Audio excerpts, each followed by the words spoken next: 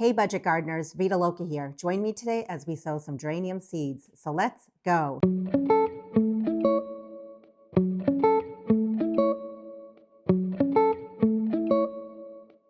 Annual zonal geraniums, also known as pelargoniums, are not hardy here where I live in New Hampshire Zone 5B. They're beautiful in container pots as well as out in the landscape. They are super drought tolerant, and did you know they're very easy to overwinter? I've had a lot of success doing that, and what I'll do is put links to those videos down below as well as up above. Starting seeds indoors is not based on your USDA hardiness zone. It's based on where you live and your average last frost date. You normally want to start your geranium seeds about 12 to 16 weeks before your average last frost date. If you don't know what your average last frost date is, you can do a quick internet search. Search on something like, what is my average last frost date? Put in your zip code, and you should get a general idea on what that date is. I'll also put a link to a website down below where you can enter in your zip code and find that information. Once you know that date, you then can count backwards and start your seeds accordingly. Today is January 1st. My average last frost date is May 15th. If I count backwards from that date, I'm about 19 weeks from my average last frost date. The reason I'm starting these seeds very early is I want a nice sizable plant that I can put out in my landscape after my average last frost date has passed. When it comes to seed starting, I prefer to multi-sow my seeds, which means I like to sow a whole bunch of seeds in a small restaurant takeout container. And I do that for a number of reasons. One reason is it initially saves space under my grow lights. Another reason is only the seeds that are viable are going to germinate. In other words, if I sow a whole bunch of seeds in here and only some of them are viable, only those ones will germinate. Then what I can do is prick out the seeds that have germinated and pot them up. You don't have to multi-sow your seeds. If you prefer to sow them directly into 6 cell packs or into pots or containers, you can do that as well. But just know that that will take up more room under your grow lights, and also some of the seeds may not germinate, so you may have empty cells. But no matter what pot or container you use, you want to make sure that there are drainage holes in the bottom. I'll be sowing my seeds in a DIY seed starting mix. If you want, you can use any potting mix that you have handy. I like to start my seeds in seed starting mix, and then eventually when I pot up my seedlings, they move into a potting mix.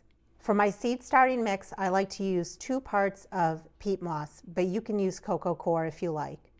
And then I like to add 1 part of vermiculite. I have coarse vermiculite. You can use fine if you want. And then I sprinkle the top with pulverized dolomitic lime. And I use that with peat moss. You don't need to use it with cocoa coir. And the purpose of it is to reduce the acidity that you have in peat moss. When I talk about parts, it's basically whatever you're using for scooping. So in this case, I'm using a bowl. Parts are just ratios. So I could also do, for example, 4 parts or 4 bowls of my peat moss. And to that, I would add 2 parts of my vermiculite or 2 bowls of my vermiculite. And then I would sprinkle the top with my pulverized dolomitic limestone. After I've added all my ingredients, the next thing I like to do is add boiling water from a tea kettle and pour it over my seed starting mix. One reason for adding the water is simply to pre-moisten the mix. But a main reason for adding boiling water is to kill off the possibility of any fungus gnat eggs that might be found inside of the peat moss. I continue adding the boiling water. I want to make sure that the boiling water reaches all parts of the mix. And as I add the water, I just continue to mix the ingredients around. When I'm all done, I want to go ahead and tamp down the mix, and I'm using a spoon because I don't want to touch the mix with my hands. After that, I can put the cover on and let everything cool down before using the mix. When I squeeze the mix, I want to make sure that water is not dripping, because if it is, that means the mix is too wet. When I let go, the mix should hold its form. That's the perfect consistency for my seed starting mix to be added to my container pots. Next, let's go ahead and add the seed starting mix to our container.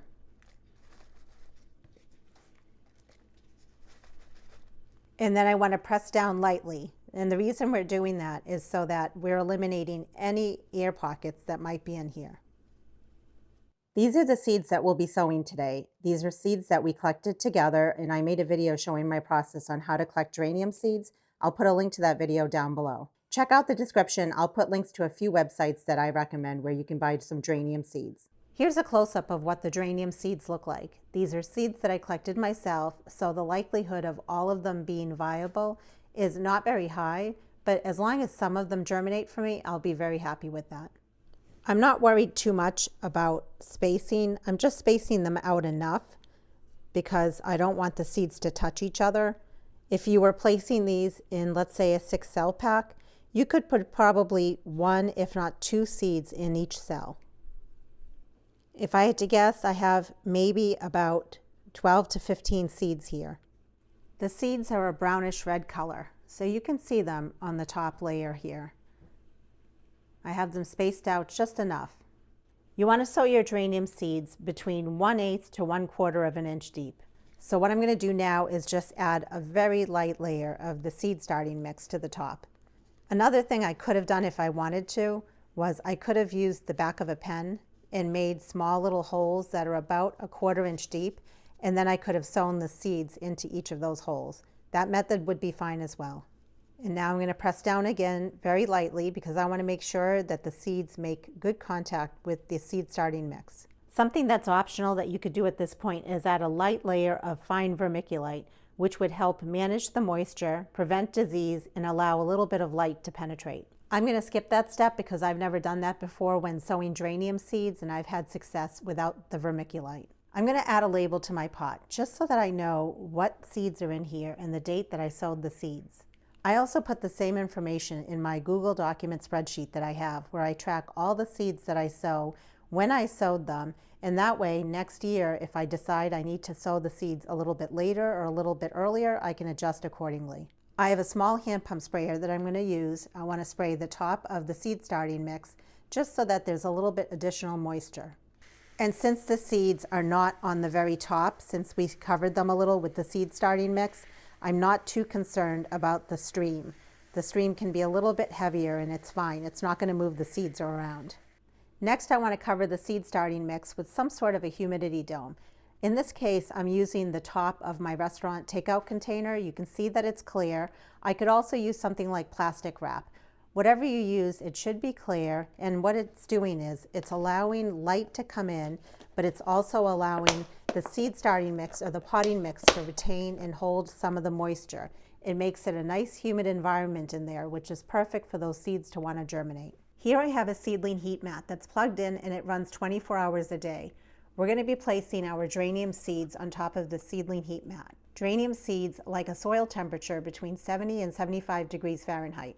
At nighttime, my house is pretty cool, so with the seedling heat mat, the seeds are going to be at a consistent temperature all day and all night long. Be patient. Zonal geraniums take about 1 week to germinate. As soon as I see about 50% germination rate with my seedlings, at that time, I will remove my humidity dome. I'll also go ahead and remove my tray off of the seedling heat mat. If I leave the tray on the heat mat for too long, what can happen is the seedlings can get very leggy. At that time, I'll put my seedlings under my LED shop lights, which are right behind me. They come on at 5 a.m., they go off at 9 p.m. They're on a timer, and they're on for 16 hours a day. The lights will be about 2 inches above my seedlings. I want the lights nice and close so that my seedlings don't get too leggy. As the seedlings get bigger, the lights will get raised higher. Once the seedlings have germinated, I'll also be bottom watering them. Once the seedlings have what are called the first set of true leaves, at that point I'll start to fertilize them. I like to use Miracle Grow, and I will be diluting the fertilizer. I don't want to use a full strength. That can harm the seedlings. I'll be using a half a strength of what is shown on the package. I'll be sure to bring you along when it's time for me to take the seedlings off of the seedling heat mat once I put them under my grow lights, my process for potting them up, how I fertilize them, and how I eventually harden them off and get them out in my landscape. I'll be making a lot more videos on lots of other seeds I'll be starting indoors. But remember, when it comes to seed starting, you only want to grow what you can use in your own garden. That applies to flowers as well as vegetables. If I'm growing a whole bunch of a certain plant, you can grow that same plant if you can use it in your yard. Maybe you want to grow more of that plant, or maybe you want to grow less. It's very important to start seedlings at the right time based on where you live, but also to grow the right amount of plants that you can use in your own garden. I'd love to hear from you. Have you ever grown geraniums from seed? And if so, what's your favorite variety? And until the next video, make it a great day with gardening.